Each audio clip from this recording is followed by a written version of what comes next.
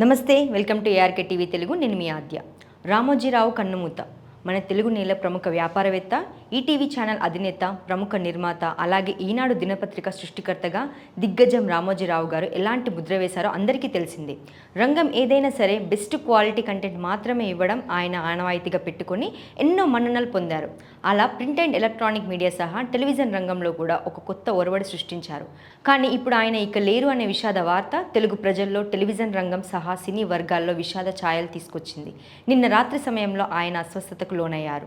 అలా నానక్రామ్ గూడ స్టార్ హాస్పిటల్లో చేర్చగా వెంటిలేటర్పై చికిత్స అందించే ప్రయత్నం వైద్యులు చేశారు. అయితే హై బీపీ సహా శ్వాస అందుకోవడంలో ఇబ్బంది నెలకొనడంతో ఆయన 4 గంటల 50 నిమిషాల సమయంలో తన 88వ ఏట తుది శ్వాస విడిచారు. దీంతో తీవ్ర విషాదం ఇప్పుడు నెలకొంది. రామోజీరావు గారు కృష్ణా జిల్లా పెద్దపార్పూడి గ్రామంలో 1936లో సాధారణ రైతు కుటుంబంలో జన్మించారు. అక్కడి నుంచి తన స్వశక్తితో ఎదిగి ప్రపంచంలోనే అతిపెద్ద థీమ్ పార్క్ ఫిల్మ్ స్టూడియో కట్టించారు. ఈనాడు ఛానల్, పేపర్తో పాన్ ఇండియా వైడ్గా వ్యాపించారు. మార్గదర్శి, చిట్ ఫండ్స్, ప్రియా పచ్చళ్ళు, ఉషా కిరణ్ మూవీస్ బ్యానర్పై మంచి సినిమాలు కూడా అందించారు. ఇలా వారు టచ్ చేయని రంగం లేదు. మరి వారికి చేర్కూరి సుమన్, కిరణ్ ప్రభాకర్ ఇద్దరు సంతానం కాగా వారిలో అపారమైన టాలెంటెడ్ కలిగిన సుమన్ కొన్నేళ్ల క్రితమే అనారోగ్యంతో కన్నుమూశారు. ఇది రామోజీరావు గారి జీవితంలో తీవ్ర విషాదంగా మారింది.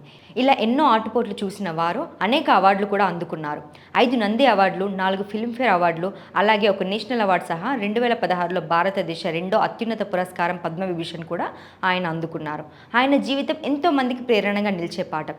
ఆయన లేకపోవడం అనేది హృదయ విదాకారం. మరి వారి పవిత్ర ఆత్మకు శాంతి చేకూరాలని మా ఏఆర్కే టీవీ తెలుగు టీం ఆకాంక్షిస్తుంది. ఓం శాంతి.